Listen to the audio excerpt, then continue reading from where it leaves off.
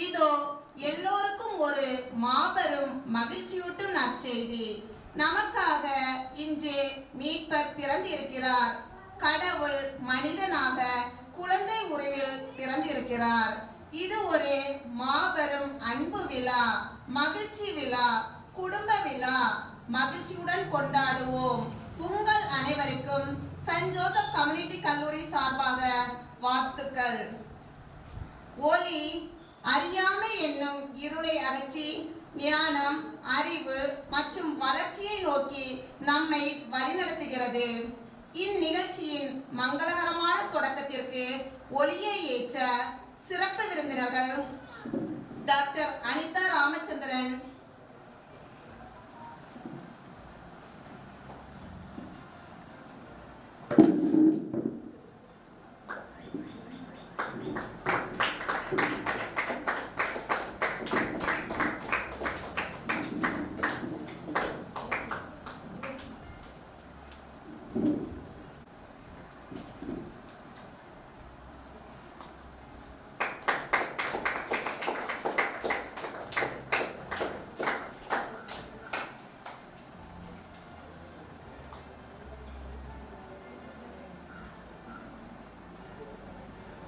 திரு Antony Xavier,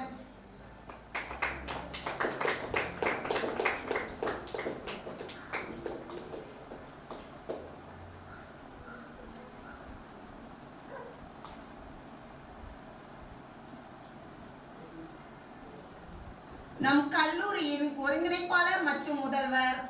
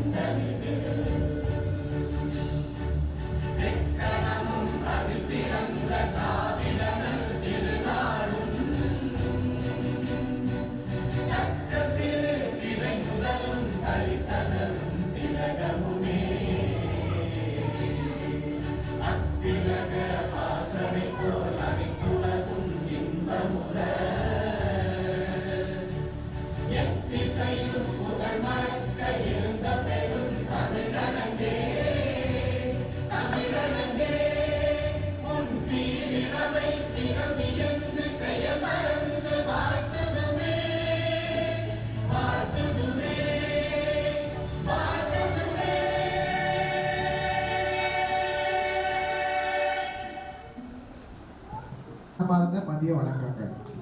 send Joseph கல்லூரியின் Christmas மற்றும் ஆண்டு விழாவை முன்னிட்டு வருகை தந்திருக்கும் நமது கல்லூரி நிறுவனர் முதல்வர் அவர்களை வருக என வரவேற்கிறேன்.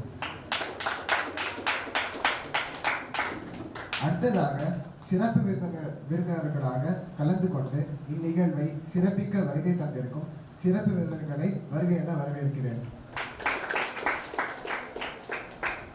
இந்நிகழ்வின் முக்கிய காரணமாக விளங்கும் மாணவர்கள், ஆசிரியர்கள் மற்றும் பெற்றோர்களையும் வருக என வரவேற்று என் வரவேற்புரையை முடித்துக் கொள்கிறேன்.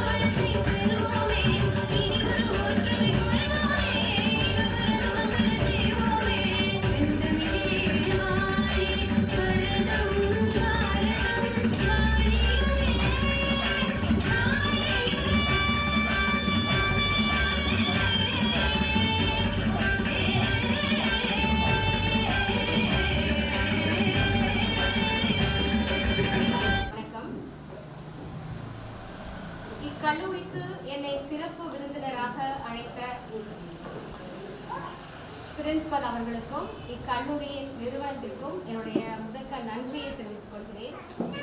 கடவுளும் இந்த பூ உலகில் மனிதராய் பிறப்பார் என்பதற்கு ஏற்ப கடவுள் இயேசு அவர்கள் இந்த பூ உலகில் மனிதராய் அவதரித்த விதம்தான் இந்த கிறிஸ்துமஸ் பண்டிகை. இன்று கிறிஸ்துமஸ் விழாவை ஒட்டி நீங்கள் நடத்தி கொண்டிருக்கிற நிகழ்ச்சிகளுக்கு என்னுடைய பாராட்டுகள். அனைவருக்கும் கிறிஸ்துமஸ் தின வாழ்த்துக்களை கூறிக்கொள்கிறேன். கிறிஸ்துமஸை தொடர்ந்து புது வருடத்தை நோக்கி நம்முடைய பயணம் இருக்க போகுது. ஸோ 2024 நாம் ஏதாவது ஒரு ரெசல்யூஷன் வச்சுருப்போம். ஸோ இதை செய்யணும், இதை செய்யக்கூடாது அப்படின்ற ஒரு எண்ணத்தோட இந்த இயரை நம்ம தொடங்குவோம். ஸோ 2024 நம்ம என்ன செஞ்சோம் அப்படின்னு கொஞ்சம் ஒரு நிமிஷம் எல்லாரும் யோசிச்சு பாருங்க. யோசிச்சிட்டீங்களா? ஏதாவது ஒரு விஷயத்த செய்யணும்னு நினைச்சிருப்போம். அது இந்த வருஷம் செய்ய முடியாம போயிடுச்சு, வருஷம் இறுதி வந்துருச்சு, ஆனா நம்மளால செய்யவே முடியலையே அப்படின்னு நினைச்சிட்டு இருப்பாங்க. சிலர் கண்டிப்பா நம்ம இந்த விஷயத்த செஞ்சு முடிச்சிட்டோம், அது என்ன விஷயமா வேணாலும் செய்யலாம். சில பழக்கங்கள், தீய பழக்கங்களை நம்ம கிட்டே இருந்து விடணும்னு நினைச்சிருப்போம். சில பேர் விட்டுருப்போம், சில பேர் விடாம அப்படியே ஆஹா வருஷம் இரண்டாயிடுச்சு, இன்னமும் நம்ம பயணம் நினைச்சோம், வருஷம் இறுதி வந்துருச்சே அப்படின்னு நினைப்போம்.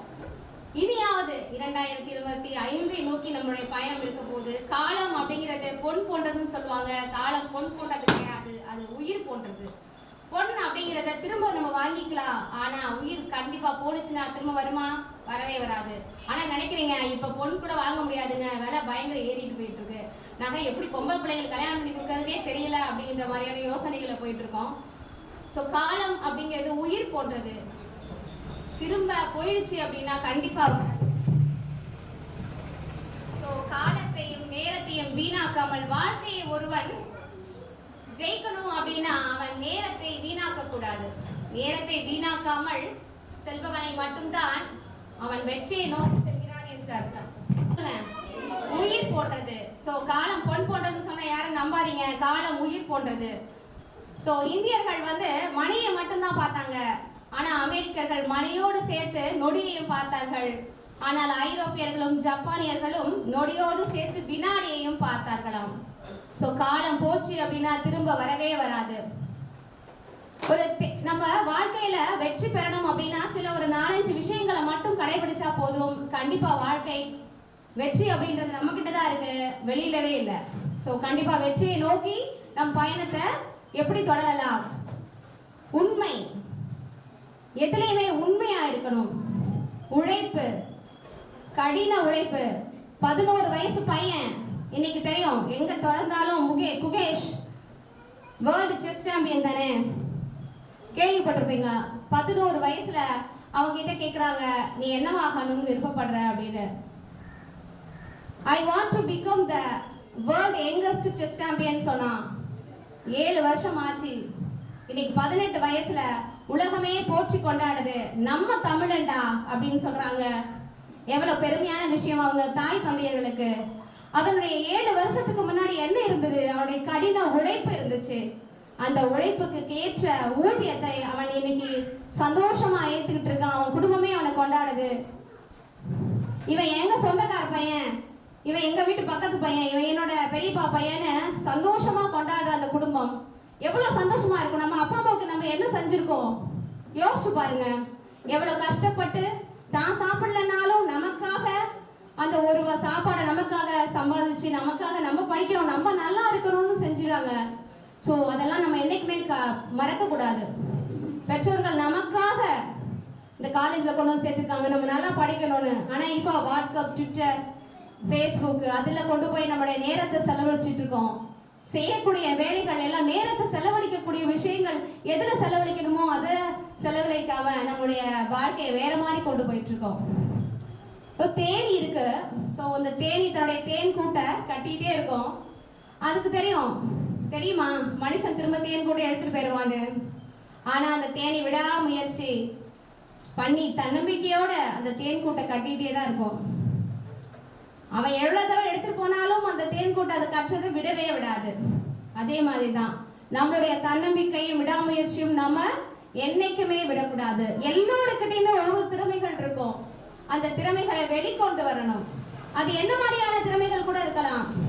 இந்த மெடிக்கல் லைன்ல இருக்கீங்க, ஸோ இதுல கூட திறமைகள் இருக்கலாம். சில பேருக்கு சமையல் கலைகள்ல திறமை இருக்கும், சிலருக்கு சின்ன சின்ன குடிசை தொழில்கள் செய்யக்கூடிய திறமைகள் இருக்கும். உங்களுக்கு என்ன தொழில் என்ன செய்யணும் அப்படிங்கிறது உங்களுக்கே தெரியும். உங்களுடைய திறமையை வளர்த்து கொள்றதுக்காக நம்ம கண்டிப்பாக முயற்சி செய்யணும்.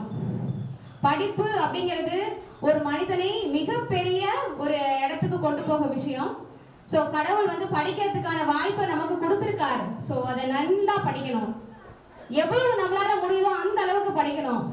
ஒரு டூர் போக போறாங்க, பிரின்சிபல் சொல்லுவாரு 4 மணிக்கெல்லாம் கரெக்டா வந்துருங்க காலேஜுக்குன்னு சொல்லுவாரு. முந்தின நாள் நைட்டே அம்மாட்ட சொல்லி, அம்மா என்னை 3 மணிக்கெல்லாம் எழுப்பி விட்டுருங்க, அலாரம் வச்சு எழுப்புங்க, இல்லைனாலும் தூங்குனாலே நம்ம தண்ணி எடுத்து என் தலையில ஊத்தியாவது எழுப்பி விட்டுருங்கன்னு சொல்லிட்டு படுப்போமா? என்னத்தை நினைச்சு படுப்போம்? ஆகா நான் டூருக்கு போறோம், அங்க ஜாலியா அதை பார்ப்போம் இதை பார்ப்போம், ஃப்ரெண்ட்ஸ் கூட விளையாடுவோம், ஹோட்டலுக்கு போவோம், ரூம் போடுவோம், இப்படி நிறைய. அதுக்கு முன்னாடி யூடியூப்ல சர்ச் பண்ணிடுவோம் அந்த இடத்துல என்னெல்லாம் இருக்கு அப்படின்னு பார்த்துருவோம். ஆகா இங்க போவோம் அங்க போய் எவ்வளவு ஒரு கற்பனை எதிர்காலத்தை நோக்கி நம்மளுடைய பயணம் இருந்துச்சு. ஆனா நம்ம நினைச்சோமா பிரேக் டவுன் ஆகும், வண்டி பிரேக் டவுன் ஆகும், திடீர்னு டூர் கேன்சல் ஆகலாம் அப்படின்னு நினைச்சோமா? திடீர்னு அங்க ஃப்ளட்டோ ஏதோ ஒரு ப்ராப்ளம் வரலாம், அதனால டூர் கேன்சல் ஆகலாம்னு நம்ம நினைச்சோமா? இல்ல. நம்ம என்ன எல்லாமே பாசிட்டிவ் திங்ல நினைச்சுதான் நம்ம டூர் கிளம்பணும். 4 மணிக்கெல்லாம் வந்துட்டு போனா 3:30 மணிக்கெல்லாம் வந்துருவோம் காலேஜுக்கோ இல்ல ஸ்கூலுக்கோ டூருக்கு ரெடி ஆகி. ஆனா காலையில எழுப்பி படிக்கணும் 4 மணிக்கு. நான் நம்மளால முடியுதா? முடியாது. எனக்கு 4 மணிக்கெல்லாம் எழும்பவே முடியாதுப்பா. எத்தனை பேர் காலையில எழுப்பி படிக்காதவங்க? ராத்திரி எத்தனை மணி வேணாலும் படிப்பேன், ஆனா காலையில எழுப்பி படிக்கவே முடியாதுன்னு சொல்றவங்க எத்தனை பேர்? நானும் உண்டு. இதுல என்னாலேயே நைட்டு ஃபுல்லா படிப்பேன், ஆனா காலையில எழுப்பி படிக்க முடியாது. ஸோ நான் செஞ்ச விஷயத்தை நீங்க செய்யாதீங்க. காலையில எழுப்பி படிங்க. காலையில எழுப்பி படிக்கும் பொழுதுதான் அந்த ஒரு புத்துணர்வாக நம்ம படிக்க முடியும். எந்த ஒரு டிஸ்டர்பன்ஸும் இருக்காது. படிப்பு என்பது எல்லாருக்கும் கிடைக்கிற விஷயம் இல்லை. இன்னைக்கு உங்க அப்பா அம்மா உங்களுக்கு கொடுத்துருக்காங்க இங்க படிக்கிறதுக்கு, அந்த வாய்ப்பை பயன்படுத்திக்கோங்க. எத்தனை பேருக்கு அலெக்சாண்டர் அவர்களை தெரியும்? மாவீரர் அலெக்சாண்டர் சோஷியல் சயின்ஸ்ல படிச்சிருப்போம் இல்லையா? எத்தனை நாடுகளை கைப்பற்றி தன்னுடைய அரசாட்சியை பண்ணாரு. ஸோ அந்த அலெக்சாண்டர் அவர்கள் தன்னுடைய மரண படுக்கையில் இருந்தாராம். அப்ப அவர் வந்து தன்னுடைய போர் வீரர்களை எல்லாம் கூப்பிட்டு ஒரு விஷயம் சொன்னாராம். அதாவது, நான் இறக்கும் பொழுது என்னுடைய 2 கைகளும் வெளியே தெரியும்படி என்னுடைய சவப்பெட்டியை வைங்க அப்படின்னு சொன்னாராம். அப்புறம் நான் நடந்து போகும் என்னுடைய உடல் கொண்டு போகும் வழிகளில் எல்லாம் நான் சம்பாதித்த செல்வங்களையும் நகைகள் பொண்ணு பொருள் எல்லாத்தையுமே வந்து கீழே மண்ணில் தூவி விட்டு போங்கன்னு சொன்னாராம். ஏன் அப்படி சொன்னீங்க அப்படின்னு அவங்கெல்லாம் கேட்கும்போது சொல்றாராம், நான் இந்த மண்ணுக்கு எதையுமே கொண்டு வரவில்லை, அதனால திரும்பவும் நான் அதை கொண்டு செல்ல விருப்பப்படலை, அதனால நான் பெற்ற செல்வங்கள் எல்லாம் மண்ணுக்கே சொந்தம்னு கீழே விரிச்சு விட்டு அப்படியே போட்டுட்டு போங்க அப்படின்னு சொன்னாராம். நான் வெறுங்கையோடு தான் இந்த உலகிற்கு வந்தேன், அதனால் வெறுங்கையோடையே செல்கிறேன் என்பதற்காக என்னோட 2 கைகளையும் வெளியே தெரியும்படி மக்களுக்கு கொண்டு செல்லுங்கள்னு சொல்லியிருந்தார். அப்படி அவர் நாம் எதையுமே இந்த உலகத்துல கொண்டு வரல, நம்ம எதையுமே கொண்டு போறதும் இல்லை. ஸோ அப்புறம் எதுக்கு படிக்க சொல்றீங்க, எதுக்கு சம்பாதிக்கணும், நம்ம தான் எதுவுமே கொண்டு போறது இல்லையே அப்படின்னு நினைப்பீங்க. படிப்புன்றது கண்டிப்பாக முக்கியம். படிப்பு இல்லை அப்படின்னா நமக்கு புகழும் வராது, பணமும் வராது. இந்த உலகத்துல நம்ம சர்வே பண்ணணும் அப்படின்னா படிப்பு தான் நம்ம கை கொடுக்கும். அதனால் நமக்கு கிடைக்கக்கூடிய புகழ், பெருமை இது எல்லாமே நம்ம பெற்றோர்களுக்கும் போய் சேரும். ஸோ படிப்பு என்பது மிக முக்கியமான ஒன்று. என்னைக்கும் விடாமுயற்சியோடு படிங்க. முயற்சி என்பது முடிந்தவரை முயற்சி செய்வது அல்ல, முடியும் வரை முயற்சி செய்வதுதான் முயற்சி. ஸோ நம்மளால எவ்வளவு முடியுமோ அந்த அளவுக்கு நம்ம எஃபோர்ட் பண்ணணும். ஸோ அப்பதான் அதோடைய பலன் நமக்கு கிடைக்கும். ஒரு சின்ன கதை. ஒரு சிறுவன் ஸ்கூல் முடிச்சுட்டு ஸ்கூல்ல வந்து ஒரு லெட்டர் கொடுக்குறாங்க டீச்சர். அதை கொண்டு வராரு. கொண்டு வந்து அவங்க அம்மா கிட்ட கொடுக்குறாரு. அவங்க அம்மா அதை படிச்சு பார்க்குறாங்க. படிச்சு பார்த்துட்டு ஒரே அழுகையா அழுகுறாங்க. அப்போ அந்த பையன் கேட்குறான், ஏமா அழுகுறீங்க அப்படின்னு கேட்குறான். அதுக்கு அவங்க அம்மா சொல்றாங்க, என்ன அந்த லெட்டர்ல அப்படி எழுதியிருக்கு சொல்லுங்கம்மான்னு சொல்றான். அவங்க அம்மா படிச்சு காமிக்கிறாங்க. உங்கள் மகன் மிகப்பெரிய மேதை, உங்கள் மகனுக்கு கற்றுக் கொடுக்கும் அளவிற்கு எங்கள் பள்ளியில் ஆசிரியர்கள் இல்லை, அதனால் வேறு பாடசாலையில் அவனை சேர்த்துருங்க அப்படின்னு எழுதியிருக்கு. ஸோ அவர் வேற யாரும் இல்லை, அந்த சின்ன பையன் தாமஸ் ஆல்வா எடிசன் தான். இன்னைக்கு லைட்ஸ் எல்லாம் அப்படியே ஜொலிக்குது இல்லையா? இந்த மின் விளக்கு கண்டுபிடித்த அந்த சொந்தக்காரர் தான் அந்த தாமஸ் ஆல்வா எடிசன். திரும்ப அவங்க அம்மா ஒரு பெரிய கண்டுபிடிப்பாளராக 1300 கண்டுபிடிப்புகள், 1 2 இல்ல 1300 கண்டுபிடிப்புகள் கண்டுபிடித்த ஒரு பெரிய மிகச்சிறந்த மனிதனா திகழ்ந்துட்டு இருக்காரு. அப்போ அவங்க அம்மா இறந்துடுறாங்க. அப்போ அவருடைய சின்ன அலமாரிகளை தேடி பார்க்குறாங்க. அப்போ ஒரு சின்ன பேப்பர் இருக்கு.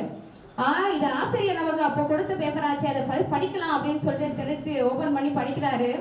அவருக்கு மிகுந்த ஆச்சரியம். அந்த லெட்டர்ல என்ன எழுதுன்னு தெரியுமா? உங்கள் மகன் மூளை வளர்ச்சி குறைபாடுள்ள பையன். உங்கள் மகனுக்கு படிப்பு சொல்லித்தர அளவிற்கு எங்கள் கல்லூரியில் முடியாது, அதனால் நீங்கள் அவனை வீட்டிலேயே வைத்து படிக்க வையுங்கள் என்று. ஆனால் அவங்கள் தாய் அப்பொழுதுதான் அவருடைய டைரியை திறந்து அவர் எழுதுறாரு, மூளை வளர்ச்சி குறைபாடுடைய தாமஸ் ஆல்வா எடிசன் இந்த நூற்றாண்டின் மிக சிறந்த கண்டுபிடிப்பாளனாக விளங்கியதற்கு தாயின் அன்பும் தன்னம்பிக்கையும் மட்டுமே அப்படின்னு அவரோட டைரியில் எழுதியிருக்காரு. அவனுடைய தாயுடைய தன்னம்பிக்கை, அன்பு அவனை எவ்வளவு பெரிய கண்டுபிடிப்பாளராக ஆக்கியது. சோ நம்மளும் தன்னம்பிக்கையோட செயல்படணும். நன்றி உணர்வு யாருக்குமே சின்ன உதவி செஞ்சிருந்தாலும் அவங்களுடைய நன்றி நம்ம என்னைக்குமே மறக்க கூடாது. அது சிறு உதவியாக கூட இருக்கலாம். ஒரு பேனா கொடுக்குது ஒரு பொண்ணு அப்படின்னா கூட அதையும் நம்ம மறக்க கூடாது. என்னைக்குமே நன்றி உணர்வு அப்படிங்கிறது ஒரு மனுஷனுக்கு கண்டிப்பா இருக்கணும். அப்பதான் வாழ்க்கையில வெற்றி பெற முடியும். சோ அறிவு, நன்றி, விடாமுயற்சி, தன்னம்பிக்கை இதெல்லாம் நம்ம வாழ்க்கையில இருந்துச்சு அப்படின்னா நம்ம பெரிய வெற்றியை நோக்கி செல்றோம் அப்படிங்கிறதுல எந்த ஒரு விஷயம் எதுவும் இல்லை. ஸோ எல்லாரும் நல்லா படிங்க. கடவுள் நமக்கு கொடுத்த படிப்பை, நமக்கு கொடுத்த அறிவை பயனுள்ள வகையில யூஸ் பண்ணுங்க. தேவையில்லாத சில விஷயங்களுக்கு கொண்டு போக வேண்டாம். இப்போ எல்லாரும் மொபைல் தான். பக்கத்துல அப்பா அம்மா கூட பேசுறது கூட டைம் ஸ்பெண்ட் பண்றது கிடையாது. தாத்தா பாட்டிங்கெல்லாம் சின்ன வயசுலயே மறந்து போயிட்டாங்க. தாத்தா பாட்டி வீட்டுக்கு போகணும் லீவ்ல, அவ்வளவுதான். இப்பெல்லாம் தாத்தா பாட்டிகளை கூட மறந்து போயிட்டாங்க. தாத்தா 2 தடவை கூப்பிட்டா இந்த ஆளு கிழவருக்கு காதலே விழுவாதே அப்படின்னுவாங்க. ஸோ அப்படி ஒரு சூழ்நிலை வாழ்ந்துட்டு இருக்கோம். ஸோ ஸ்பெண்ட் பண்ணுங்க தாத்தா கூட, பாட்டி கூட, அம்மா அப்பா கூட பேசுறதுக்கான நேரத்தை தனியா ஒதுக்குங்க. அவங்க எல்லாம் எதற்காக ஆசைப்படுறாங்க?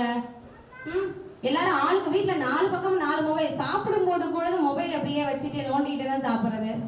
ஸோ நம்ம மாத்திக்கணும். என்னைக்கும் விடாமுயற்சியோடு செயல்பட்டு நமக்குன்னு உள்ள திறமையை நம்ம வெளியே கொண்டு வரணும். கண்டிப்பாக எல்லாராலையும் முடியும். அடுத்த 2025 போகவே வேண்டாம். இந்த நொடி முடிஞ்சிச்சுன்னா இன்னைக்கு போகாது. இன்னைக்கு போய் யோசிங்க, நம்ம 2025 போக போறோம், என்ன செய்யணும் அப்படிங்கிறத யோசிங்க. கண்டிப்பாக ஒவ்வொருத்தருக்கிட்டையும் ஒவ்வொரு விதமான திறமைகள் இருக்கும். அந்த திறமையை வெளிக்கொண்டு வரணும். ஸோ கண்டிப்பாக 2027 மறுபடியும் தம்பி அவர்கள் இங்கே கூப்பிட்டாங்க அப்படின்னா கண்டிப்பாக நீங்கள்லாம் சொல்லணும், நான் இந்த மேடம் நீங்கள் சொன்ன ஸ்பீச் எனக்கு ரொம்ப இன்ஸ்பிரேஷனாக இருந்துச்சு, நான் இதை பண்ணலைன்ற விஷயத்தை எனக்கு சொல்லணும். ஸோ வாய்ப்பு கொடுத்ததற்காக மறுபடியும் நன்றி. மறுபடியும் கிறிஸ்துமஸ் தின வாழ்த்துக்களையும் கூறி புத்தாண்டை நோக்கி உங்களுடைய பயணம் இருக்க போகிறது. அது சிறந்த ஒரு பயணமாக இருக்கணும் அப்படின்னு கேட்டுக்கிறேன். நன்றி, வணக்கம்.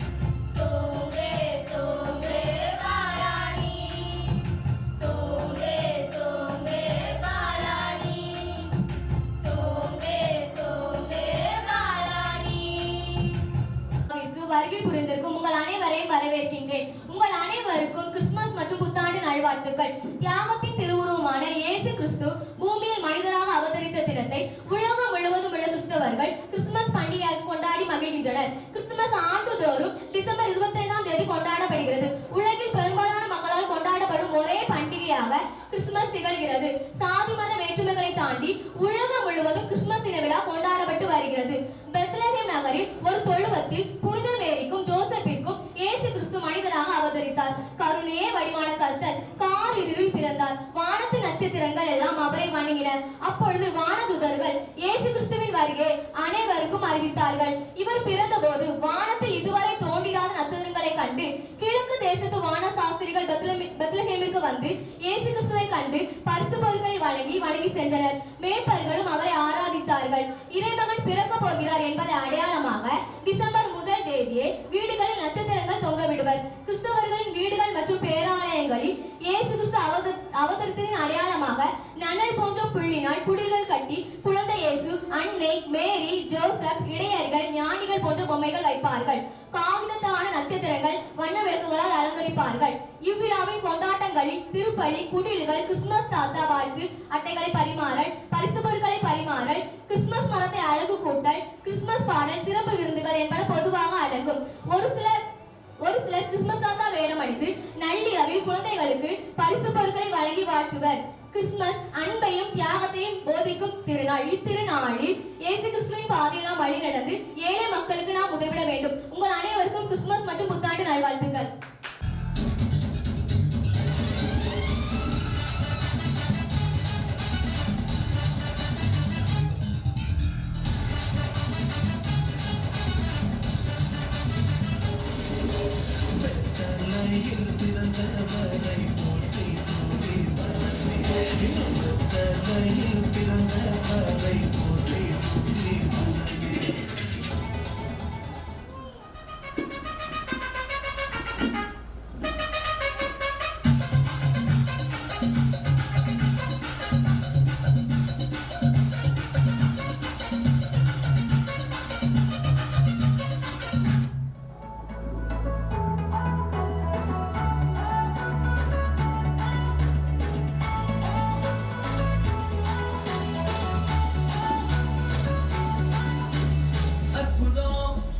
அதிசயம் இந்த ஆண்டு நடக்க போகுது.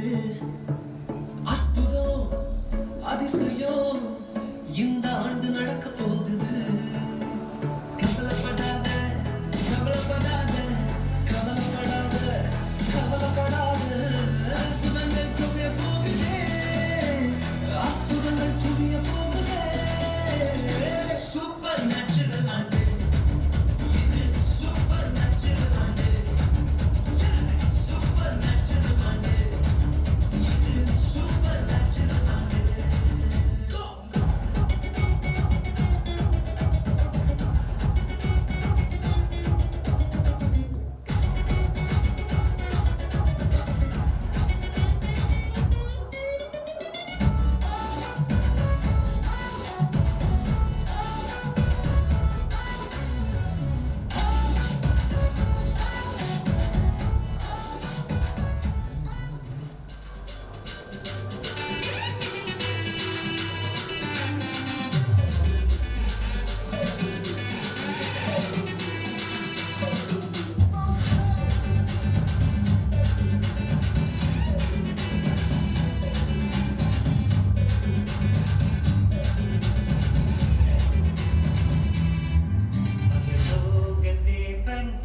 பிறந்தார் புகழ உண்டா புதுமை உலகில் அவர் பெயர் கேட்டிட இனிமை உன்னதத்தில் மகிமை. பரலோக தேவன் பாடல் பிறந்தார் புகழ உண்டா புதுமை உலகில் அவர் பெயர் கேட்டிட இனிமை உன்னதத்தில் மகிமை. மகிமை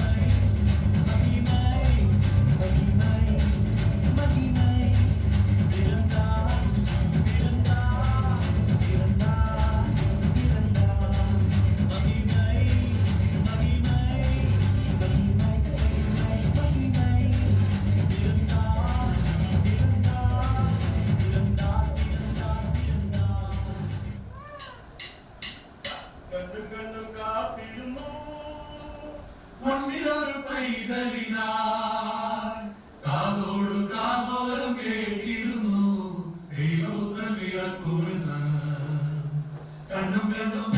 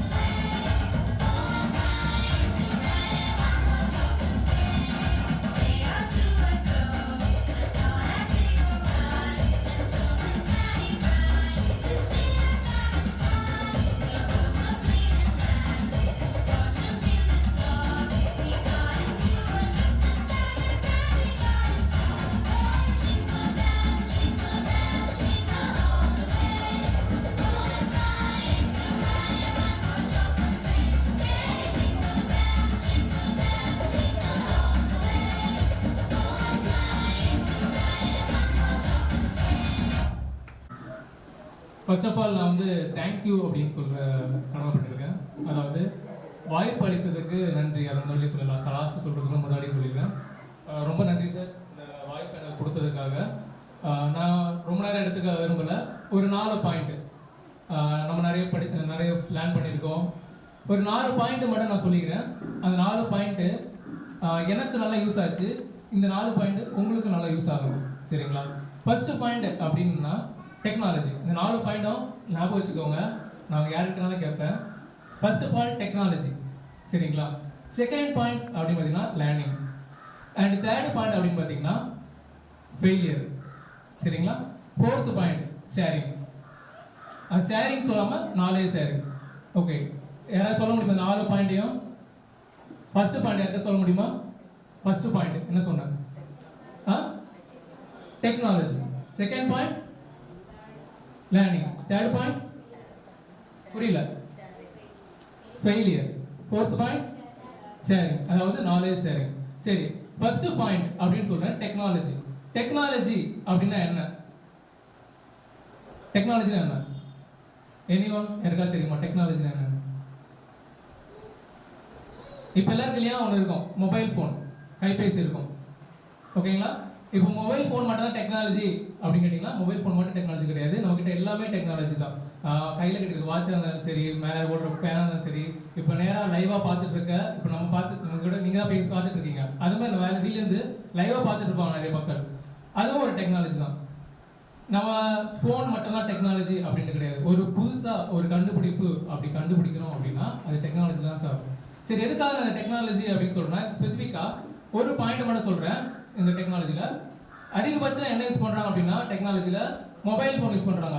எல்லாருக்கும் என்ன தெரியும் அப்படின்னு பார்த்தீங்கன்னா, மொபைல் ஃபோன் யூஸ் பண்ண தெரியும். இப்போ கை குழந்தை அப்படி இருந்தாலும் மொபைல் ஃபோனுக்கு கொடுத்தா நான் சாப்பிடுவேன் அப்படின்னு கை குழந்தையா இருந்தாலும் இந்த நிலாவை பார்த்து சோறு விட்டுற காலம் அது அந்த காலம். இப்போ ஃபோனை பார்த்து யூடியூப் பார்த்து போட்டால் ரீல்ஸ் 2 போட்டால் தான் நான் குழந்தை வாயில சாப்பாடு.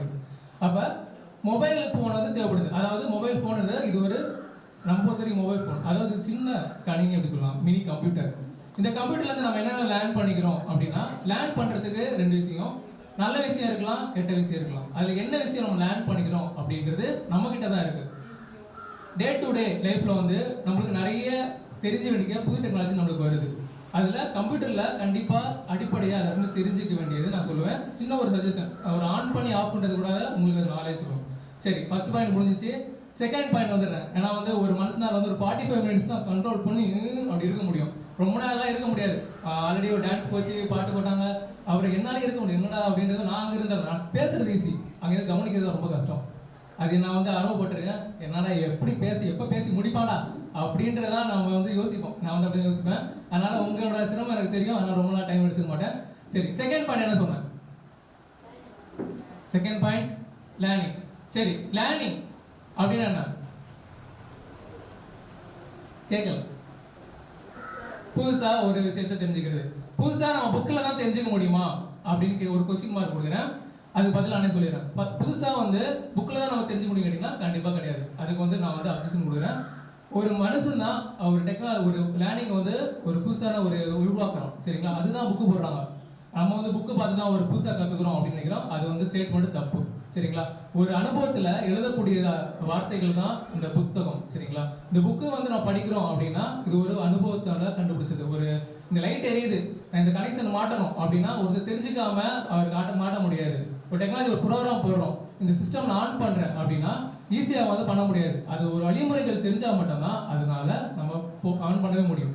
அப்போ ஒரு வழிமுறைகள் நம்ம தெரிஞ்சிடும் அப்படின்னா ஒரு எக்ஸ்பீரியன்ஸ் தேவைப்படுது. அப்போ அந்த எக்ஸ்பீரியன்ஸ் நம்ம எங்கிருந்து கிடைக்கும் அப்படின்னு பார்த்தீங்கன்னா அனுபவமான ஒரு ஃபர்ஸ்ட் ஜெனரேஷன், அதாவது நம்மளுக்கு முன்னாடி மூத்தவர், அதாவது சீனியர் கிட்ட தெரிஞ்சுக்கலாம். சீனியர் அப்படின்னு பார்த்தீங்கன்னா நம்ம பேரண்ட்ஸாக இருக்கலாம், நம்ம கிட்ட எல்டர்ஸ் பிரதர்ஸாக இருக்கலாம், கூட பிறந்தவங்க இருக்கலாம், யாருனால இருக்கலாம். சின்ன பசங்க கூட நம்ம லேர்ன் பண்ணிக்கலாம். ஒரு இடத்துல எப்படி நம்ம கற்றுக்கணும் அப்படின்றத புக்கு மட்டும் ஸ்பெசிஃபிக்காக சொல்லலை, எந்த இடத்துல எப்படி இருக்கணும் அப்படின்றத கூட நம்ம ஒவ்வொருத்தருக்கும் கற்றுக்க முடியும். சரிங்களா? அப்போ புக்கை தாண்டி நம்ம நிறைய விஷயம் நிறைய பேருக்கு கற்றுக்க வேண்டியது இருக்குது. நம்ம இதில் வந்து நம்ம புக்கை பார்த்து தான் நம்ம நிறைய விஷயம் படிச்சுப்போம் அப்படின்னு நம்ம தெரிஞ்சுப்போம். கண்டிப்பாக புக்கை பார்த்து தான் தெரிஞ்சுக்கணும். அது வந்து தப்புன்னு சொல்ல மாட்டேன். அந்த புக்கை பார்த்து தான் நீங்கள் புதுசாக கண்டுபிடிக்கிறீங்க அப்படின்னா அது தப்பு. புக்கில் இருக்கிறது ஆல்ரெடி ஒருத்தர் கண்டுபிடிச்சது, அதை நீங்கள் தெரிஞ்சுக்க போறீங்க. ஓகே, அதுதான் லேர்னிங். சரி, தேர்ட் பாயிண்ட் என்ன சொன்னேன்? ஃபெயிலியர். இந்த பாயிண்டை மட்டும் நல்லா நோட் பண்ணி வச்சுக்கோங்க. ஃபெயிலியர். சரிங்களா? ஃபெயிலியர் அப்படின்னு நம்ம சக்சஸ்னு ஓடிட்டு இருக்கோம். எப்போ தான் நம்ம சக்சஸ். இப்போ வந்து ஃபர்ஸ்ட் எப்பவுமே 1 2 3 first prize, second prize, third prize. ஏன் ஃபோர்த் பிரைஸ் வரல? ஏன் ஃபோர்த் பிரைஸ் வரல? 100% மார்க்னு சொல்றோம். ஏன் 200% மார்க் வரல? சரிங்களா? இது எல்லாமே ஒரு மனுஷனால கண்டுபிடிக்குது. 100% ஒரு முழுமை அப்படின்னு கொண்டு வரதுக்காக கொண்டு வரப்பட்டது தான் இந்த டாபிக் எல்லாமே. அப்படின்றதுல இந்த ஃபெயிலியர்ன்றது அப்படி இதுக்காக யூஸ் பண்றோம் அப்படின்னா நம்ம சக்சஸ் நோக்கி கொண்டு போறதுக்காக. நம்ம சக்சஸ் அப்படின்றது எல்லாருமே சக்சஸ் ஒன்று அடைய முடியாது. நான் 100 சொல்றேன், எல்லாருமே இதுதான் சக்சஸ் அப்படின்னா கிடையாது. அதுக்கப்புறம் நம்மளோட இருக்கணும், இது நம்ம ஓவர் கம் பண்ணி வரணும். சரிங்களா? அப்ப அதுக்காக நம்ம அச்சீவ் பண்ணணும் அப்படின்னா சக்சஸ் அப்படின்றது கிடையாது. சக்சஸ்ன்றது நம்மளால ஃபுல்ஃபில் பண்ண முடியாது, ரொம்ப கஷ்டமான இது சக்சஸ். அப்ப நம்ம ஃபெயிலியர் எதுக்காக நான் ஸ்டூடெண்ட்டுக்கு நான் இது என்ன சொல்றேன்னா, இன்னைக்கு வந்து பேரண்ட்ஸ் என்ன சொல்லுவாங்க ஸ்டூடெண்ட் கிட்ட, ஃபர்ஸ்ட் பிரைஸ் எடுத்துட்டு வா, ஃபர்ஸ்ட் மார்க் எடுத்துட்டு வா, இல்லைன்னா வீட்டுக்கு வராது அப்படின்னு சொல்லுவாங்க. ஃபர்ஸ்ட் மார்க் அப்படின்னு சொல்லும்போது அந்த பசங்களுக்கு என்ன ஆகும் அப்படின்னா, ஃபர்ஸ்ட் மார்க் அப்படின்றத விட்டா ஃபெயில் ஆயிடும். ஃபெயில் ஆயிடுச்சோம். அவ ஃபர்ஸ்ட் மார்க் நீங்க வந்து எப்பவுமே மனசுல வச்சுக்கூடாது, பாஸ் ஆகணும், ஃபெயில் ஆகக்கூடாது. அதுக்கு நான் ஃபெயிலியர் அப்படின்னு டாபிக் எடுத்தாரு, நான் ஃபெயிலியர் சொன்னேன், நான் ஃபெயில் ஆகலாமா அதுக்காக அவன் சொல்லல. ஃபெயிலியர் எதுக்காக நான் சொல்றேன் அப்படின்னா, ஒரு தப்புல இருந்து தான் என்னோட ஸ்டெப் நம்ம எடுத்து வைக்கக்கூடிய ஒரு படிக்கட்டு. சரிங்களா? Failure is a first step. சரிங்களா? அதுக்கப்புறம் நீங்க சக்சஸ் கொண்டு வரணும்.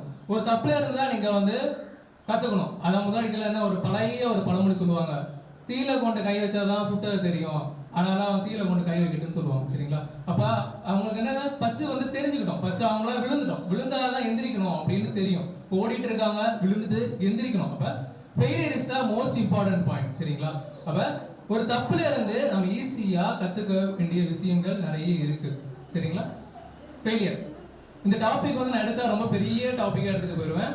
சரி, அடுத்ததா லாஸ்ட் பாயிண்ட் என்ன சொன்னேன்? ஷேரிங்.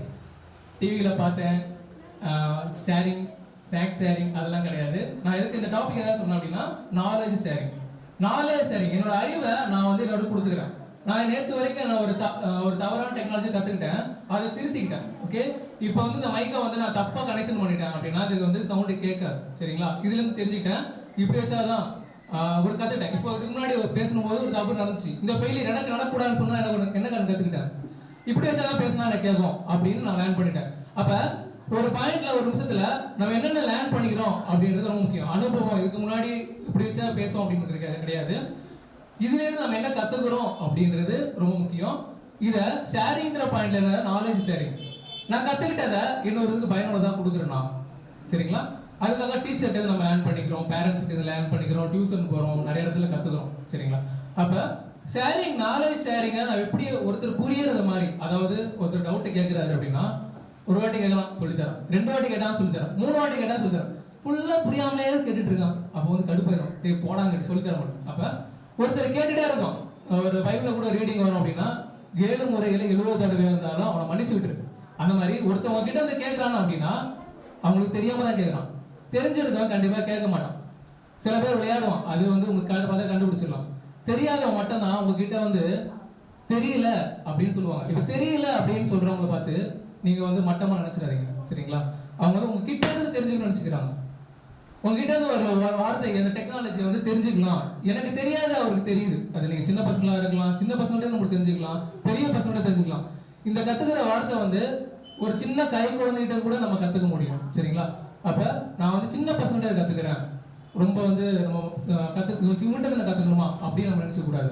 தெரியல அப்படின்னா சின்ன பசங்களா இருந்தாலும் சரி, பெரிய பசங்களா இருந்தாலும் சரி, கண்டிப்பா அதை கத்துக்கோங்க. அது உங்களுக்கு யூஸ் ஆச்சுன்னா எவ்வளவு கஷ்டப்பட்டாலும் சொல்லி தரவங்க காலை விழுந்து கத்துங்க. முன்னாடி என்ன சொல்லுவாங்க அப்படின்னா ஒரு வாசம் சொல்லுவாங்க, பிச்சை எடுத்தாவது படி அப்படின்னு சொல்லுவாங்க. சரிங்களா? பிச்சை புதினும் கற்கை நின்று. சரிங்களா? பிச்சை எடுத்தா அதை படிச்சுட்டு எந்த ஸ்டேட்மெண்ட் எதுக்காக அப்படின்னா அந்த விஷயத்தை நீங்க தெரிஞ்சுக்கணும் அப்படின்னா கஷ்டப்படாது படிச்சிருங்க. அப்ப எதுக்காக அப்படின்னா அவருக்கு தெரிஞ்சதை நாலேஜ் ஷேரிங்க நம்ம கொடுக்கணும். அவர் கொடுக்கல, எனக்கு தெரிஞ்ச ஷேரிங்க, என்னோட தெரிஞ்ச நாலேஜை யாருக்கா தேவைப்படுதா அப்படின்னா தேடுங்க. இவங்களுக்கு தேவைப்படுமா அப்படின்னு கண்டிப்பா உங்க நாலேஜை அவங்களுக்கு ஷேர் பண்ணுங்க. அப்பதான் அவங்களோட நாலேஜ் வந்து அவங்களுக்கு வந்து growth ஆகும். கண்டிப்பா நான் பேசுனது வந்து யாராவது புரிஞ்சிருக்கும்னு தெரியல, யாருக்காருக்கு போர் அடிக்குது, எப்படியா முடிப்பான் அப்படின்னு நினைச்சிட்டு இருக்காங்க தெரியல. பரவாயில்ல, எனக்கு அங்க கேக்குது, மனசுல நினைக்கிறதெல்லாம் கேக்குது, இருந்தாலும் பரவாயில்ல. சரி, 4 பாயிண்ட் மட்டும் உங்களுக்கு கண்டிப்பா தேவைப்படும். என்னென்ன பாயிண்ட் கடைசி நான் கேட்டுட்டு முடிச்சுக்கிறேன். First point, what is the first point? ஞாபகம் இருக்கா? நான் எப்படா முடிச்சு போடா நீ ஆஃப் பண்ணிட்டு போடா அப்படிங்கிறீங்களா? First point technology, second point learning, and third one is failure, and fourth one is sharing, knowledge sharing சொன்னாரு சார். அப்ப வந்து சாப்பாடு வந்து எல்லாமே ஷேரிங், அது எல்லாமே ஷேரிங் தான். முக்கியமா நான் இது பர்டிகுலரா பாயிண்ட் வைக்கிறேன் அப்படின்னா உங்க நாலேஜை நீங்க ஷேர் பண்ணுங்க, அறிவை வந்து மற்றவங்களுக்கு கொடுங்க. அதுக்காக இந்த கையில இருக்க பாக்கெட்ல இருக்க பைசா கொடுத்துருக்காலேயோ, ஆனா நீங்க ஷேர் பண்ண பழைய ஸ்டேட்மெண்ட் என்னடா என்ன போட்டு கண்டிப்பா இது எத்தனை வருஷம் ஆனாலும் இந்த ஸ்டேட்மெண்ட் உங்களுக்கு யூஸ் ஆகும். நீங்க கொடுக்க உங்களுக்கு வந்து வேல்யூவான உங்களுக்கு கெயின் வந்து இருக்கும். ஒரு டவுட்டை கேட்பாங்க, இதுல இருந்து இப்படியா வருது, அந்த ஸ்டேட்மெண்ட் இப்படி வருது அப்படின்னு கேட்கணும்னா நீங்க இதுல இருந்து நீங்க என்ன லேர்ன் பண்ணிப்பீங்க. அப்போ உங்களோட அறிவு என்ன நிறைய வளர்றதுக்கு வாய்ப்பு இருக்கு. சரிங்களா? ஸோ எல்லாருக்கும் நான் பேசுனது பயனுள்ளதாக இருக்குன்னு நம்புறேன். இன்னொரு வாட்டி ஒரு வாய்ப்பு கிடைச்சா கண்டிப்பா உங்கள்கிட்ட பேசுவேன். ரொம்ப நிறைய பேசுவேன்னு நினைக்கிறேன். நான் கொஞ்சம் டைம் இல்லாம இருக்கணும். சரி, எல்லாரும் மத்தியான டைம் சாப்பிட்ற டைம் எப்படியாவது அப்படி பல கடிச்சிட்டு உட்காந்துருப்போம். ரொம்ப டைம்ஸ் பண்ணி உட்காந்து நான் பேசுறதையும் கேட்டீங்க. ரொம்ப நன்றி. வாய்ப்பளித்த அனைவருக்கும் நன்றிகள். தேங்க்யூ. Happy Christmas.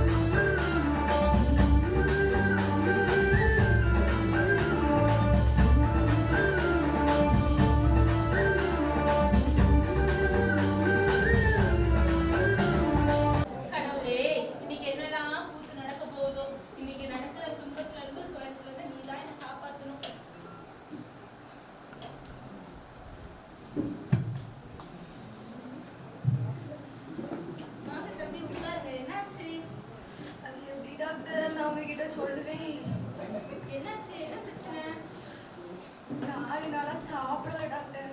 ஏமா வீட்டுல சோறு பொங்கலையா? அது இல்ல டாக்டர், எங்க வீட்டு மாடிப்படியில இருந்து விழுந்துட்டேன். என்ன கீழே விழுந்த இடத்த காட்டு. வாங்க டாக்டர் போவோம். ஏமா கீழே விழுந்த இடத்த காட்ட சொன்னேம்மா. கையில டாக்டர். கையிலையா? இது கை போல தெரியலையே, கரண்ட் வெட்ட போல இருக்கு. என் கையே அப்படிதான் டாக்டர். கொஞ்சம் வீங்கி போன மாதிரி இருக்கே. அப்படியா டாக்டர்? சரி, நான் உனக்கு ஸ்கேனுக்கு எழுதி தரேன், நீ போய் எடுத்துக்கோ. அப்படின்னா என்னது டாக்டர்? ஸ்கேனா டாக்டர்? நீங்க தண்ணி தரீங்க தெரிஞ்சே நான் வீட்டுல கேனை வச்சுட்டு வந்துட்டேனே. ஏம்மா கேன் இல்லம்மா, ஸ்கேன். அது என்ன டாக்டர் செய்யும்? அது என்ன உன் கையை படம் பிடிக்கும். படம் பிடிச்சு எப்படி காமிக்கும்? படம் பிடிச்சு உன் வீட்டுல மாட்டிடலாம். சரியா? அதை எடுத்து போட்டு போட்டு தருவீங்களா டாக்டர்? போட்டு தரலாம். அதை எடுத்துட்டு போ. இதை எழுதியாச்சு.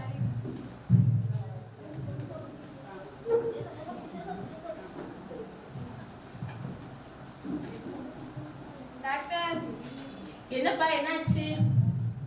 எனக்கு உடம்பு முடியல டாக்டர். உடம்பு முடியலையா? என்னாச்சு?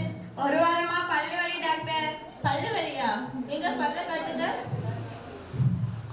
என்ன பல்லே கருப்பா இருக்கு? நான் மாஸ்கே போடலையே. இங்க இல்ல டாக்டர், நான் போட்டிருக்கேன். அப்படின்னா கழட்டிருங்க.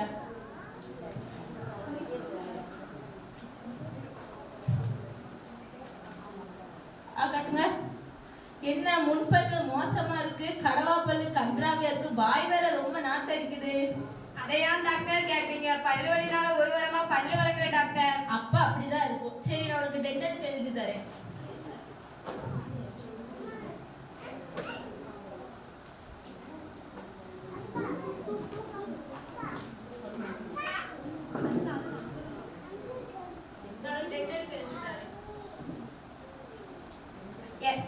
எனக்கு ஒரு வழியை சொல்லுங்க டாக்டர்.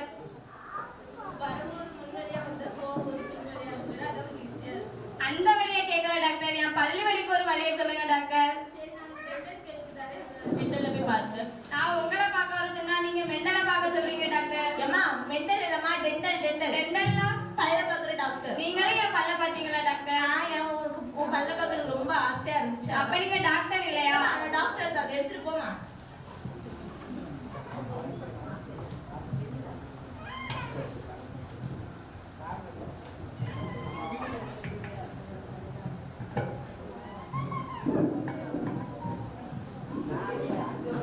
டாக்டர், என்னப்பா என்னாச்சு? குளிருது டாக்டர். குளிருதா?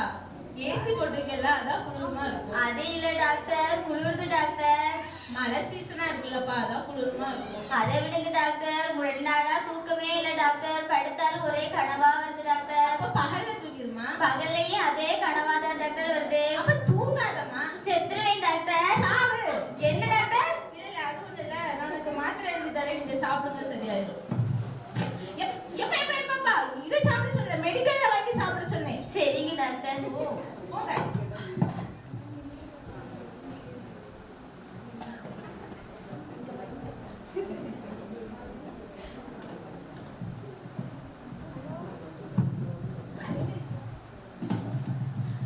பார்த்து உட்காருங்க. கங்க்ராச்சுலேஷன்ஸ். எத்தனாவது மாசம்? டாக்டர், உங்களுக்கு கண்ணு தெரியுமா? அது எங்க அம்மா ஒழுங்கா கண்ணாடி போட்டு பாருங்க. அப்படியா? என்னாச்சுமா? என்ன பிரச்சனை? ஒரே முட்டு வலி டாக்டர். என்னாச்சு? முட்டுக்கு என்னாச்சு? ரோட்ல போனா கடுவாய் இடிச்சிட்டாங்க. ஏமா பார்த்து போயிருக்க கூடாதா? சரி, நான் தட்டுறேன், வலிக்குதான்னு சொல்லுங்க. டாக்டர், வலிக்குதா? தட்டினாலும் கேட்காது. கண்ணாடி போட்டு ஒழுங்கா பாருங்க. கண்ணு தெரியுமா என்ன உங்களுக்கு? என்னாச்சு? நான் தட்டதானே செய்வேன். கேட்கல டாக்டர், கண்ணாடி போடுங்க. அங்க டேபிள்ல தட்டிட்டு இருக்கீங்க. கண்ணாடி இங்க இருக்கா? சாரிப்பா.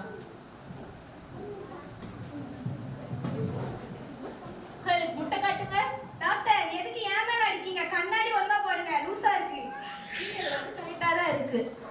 உங்க முழு காலுக்கு டாக்டர் முட்டுல அடிக்க, நெத்தில அடிக்கீங்க. இது இல்லம்மா, அதாவது முட்டுக்கும் மூளைக்கும் போற நரம்பு. நான் டாக்டரா நீ டாக்டரா? நான் ஒழுங்கா தான் பார்ப்பேன். அதாவது முட்டுக்கும் மூளைக்கும் போற நரம்பு சரியா இருக்கான்னு பார்த்துட்டு இருக்கேன். புரியுதா? சரி டாக்டர். இந்தாங்க, இந்த மாத்திரையை 2 நாள் சாப்பிடுங்க, சரியாயிரும். போங்க. கண்ணு தெரியாததை கண்டுபிடிச்சிருவாங்க போல இருக்கே.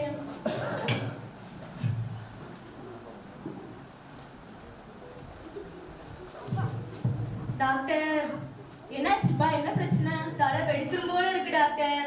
அது என்ன தலையா இல்ல எரிமலையா வெடிக்கிறதுக்கு? நீங்களே ஒரு வழியை சொல்லுங்க டாக்டர்.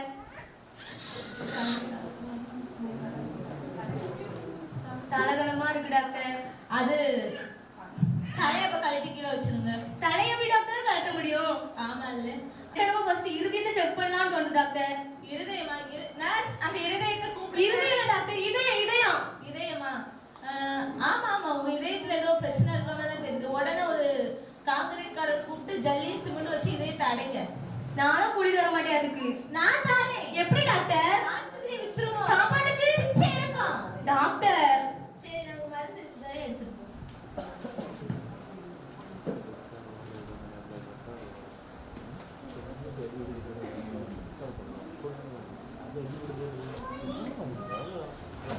தம்பி, உங்க நிலைமை ரொம்ப கவலைக்கிடமா இருக்கு. பொறுமையா சொல்றேன், கேளுங்க. உங்க நுரையீரல்ல வெறும் நூலாம்படையா இருக்கு. உணவு குழாய காணவே இல்லை. கிட்னில ஒரு கல்லு மண்ணுமா இருக்கு. நீங்க உயிர் வாழ்றதே கஷ்டம். எஞ்சி போனா 2 மாசம் தான் உயிர் வாழ்வீங்க. அதனால பார்த்து கொஞ்சம் கவனமா இருங்க. நான் இவ்வளவு பேசுறேன், நீங்க ஒரு ரெஸ்பான்ஸ் கொடுக்க காட்டாம இருக்கீங்க. என்ன டாக்டர், அவனுக்கு காது கேட்காது டாக்டர். காது கேட்காதா? இவன் காக்கேன் தானே? டாக்டர், அவன் மூக்கேன். மூக்கேனா? யோ, எதிர்த்து போங்க வெளிய. இவங்க எல்லாம் வச்சு ஆஸ்பத்திரி, இவங்கெல்லாம் ஒரு பேஷண்ட் நினைச்சு நான் ஆஸ்பத்திரி நடத்துறதுக்கு நான் தான் அட்மிட் ஆனும் போல இருக்கு. யோ, இன்னும் நீ போறியா? நீ போ, நானே போறேன். உங்கள் அனைவருக்கும் என்னுடைய மாலை வணக்கம். இன்னும் நம்ம எதுக்காக இங்க வந்திருக்கிறோம்? எதுக்காக இங்க வந்திருக்கிறோம்? பேசலாம். எதற்காக நாம இங்க வந்திருக்கோம்? எனக்கு என்ன தெரியாதுங்க. அட்லீஸ்ட் சரியா பாருங்க, என்ன எழுதிருக்குது? Christmas annual day. இதை பற்றி தான் டாக்டர் வந்து நல்லா பேசுனாங்க. ரைட், டாக்டர் அனிதா வந்து அந்த கிறிஸ்மஸ் தொட்டுக்கிட்டு அதுக்கப்புறம் எஜுகேஷனை பற்றி நிறைய பேசுகிறாங்க. அதே போல் அனிட்டஸ் கூட அவங்கள வந்து டெக்னாலஜியை பற்றி பேசியும் எஜுகேஷன் பற்றியும் நிறைய பேசிட்டு இருந்தாங்க.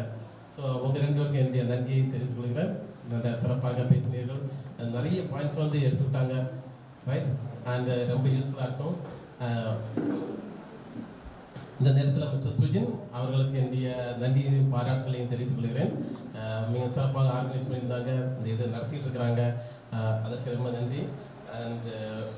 அண்ட் அனிஷா மேரி பிரின்சிபலாக இருக்கிறாங்க. எல்லாரையும் கோஆர்டினேட் பண்ணி எல்லாம் சிறப்பாக நடத்தி கொண்டு இருக்கிறாங்க. இங்கே நடத்துகின்ற ஷீபா அவர்களுக்கும் ஷைனி அவர்களுக்கும் என்னுடைய நன்றியை பாராட்டுகளையும் தெரிவித்துக் கொள்கிறேன். இந்த நேரத்தில் ஒரு 2 விஷயத்தை மட்டும் சொல்ல விரும்புகிறேன். ஒன்று வந்து கிறிஸ்மஸ். கிறிஸ்மஸ்னா நமக்கு என்ன ஞாபகம் இருக்குது? எதுவுமே ஞாபகம் இல்லை இல்லையா? முதல் நாளில் என்ன தூக்கி போடுவோம்? ஃபர்ஸ்ட்ல ஸ்டார். Very good. ஸ்டார்னா அதுக்கு அர்த்தம் என்ன? ஸ்டார் வந்து என்னத்தை சொல்லுது நமக்கு? வெளிச்சம், பிரகாசம், ஞான பிரகாசம். வேற என்ன? இந்த ஸ்டாரை பற்றி, இந்த இதை பற்றியே அழகாக மிஸ் டாக்டர் அனிதா வந்து அடிக்கடி சொல்லிட்டே வந்தாங்க. ஒவ்வொரு இதுலேயுமே அவங்க சொல்லும்போது நான் வந்து யோசிச்சுட்டே வந்தேன், கவுண்ட் பண்ணிட்டே வந்தேன். 11 டைம்ல இந்த ஸ்டார் பற்றி, ஸ்டார் என்ன சொல்லுதுன்னு வச்சு திரும்ப திரும்ப சொல்லிட்டே வந்தாங்க. 11 டைம் சொன்னாங்க. அவங்க கூட யோசிச்சிருப்பாங்க, யோசிக்க மாட்டாங்க. இப்படி சொன்னேன் நான் ஒரு வார்த்தை, நம்பிக்கை, தன்னம்பிக்கை. ஞாபகம் இருக்குதா? அதை அடிக்கடி சொல்லிட்டே வந்தாங்க. சரியா? ஸ்டார் வந்து நமக்கு என்ன சொல்லுதுனாக்க நம்பிக்கை பற்றி சொல்லுது. ஞானிகள் வந்து ஸ்டார் வந்து ஈஸ்ட்ல வந்து வரதை பார்த்து அவங்க என்ன நம்பிக்கையோட அவங்க புறப்பட்டு சென்றார்கள். சரியா? அதே போல் நாமளும் வந்து அந்த நம்பிக்கையோட புறப்பட்டு செல்கிறோம். சரியா? அது ஒண்ணு. அடுத்து வந்து எஜுகேஷனை பற்றி பேசுறாங்க.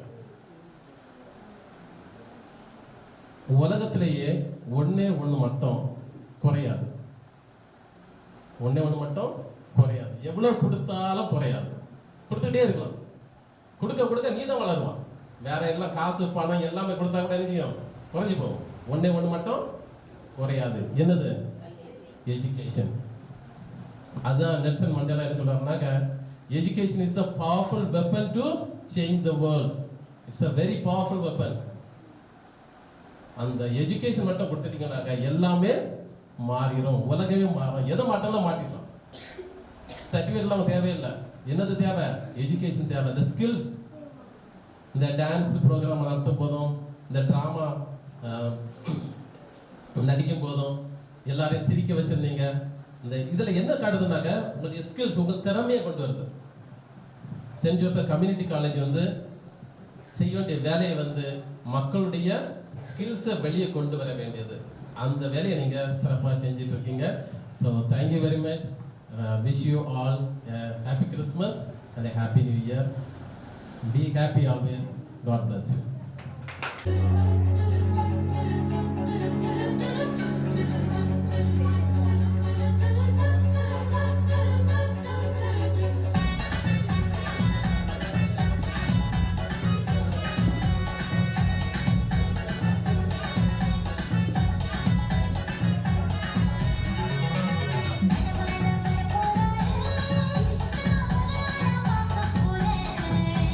Mama,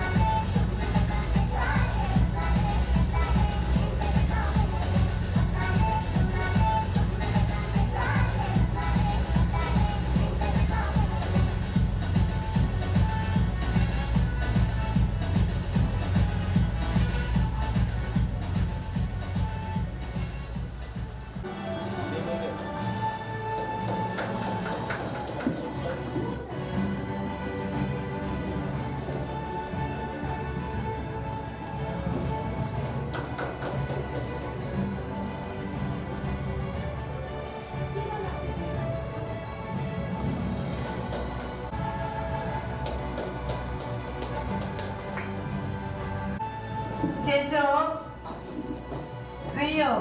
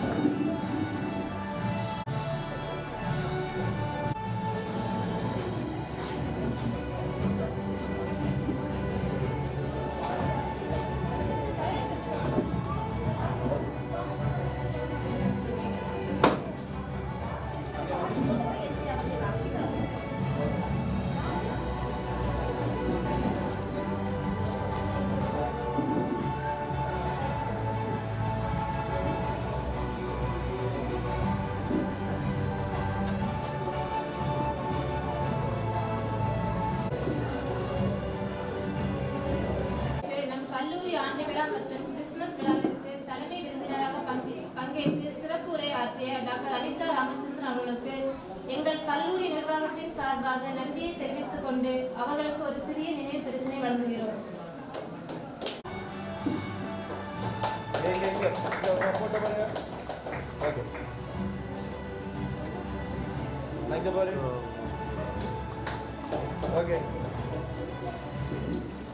நல்லதொரு உரையாற்றிய மிஸ்டர் அனிதாஸ் அவர்களுக்கு சிறிய நினைவு பரிசினை வழங்குகிறோம்.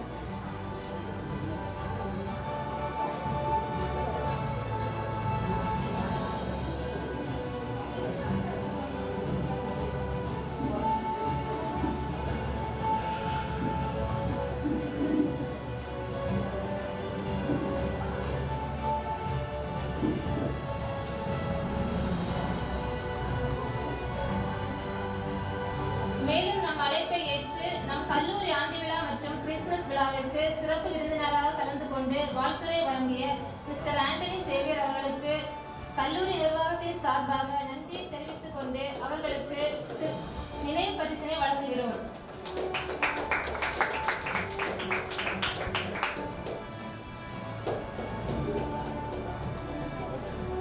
அடுத்தபடியாக இந்த ஆண்டு விழா சிறந்த முறையில் நடைபெற உறுதுணையாக இருந்த நம் கல்லூரி ஆசிரியர்கள் மற்றும் மாணவர்களுக்கு நன்றியை தெரிவித்துக் கொள்கிறோம்.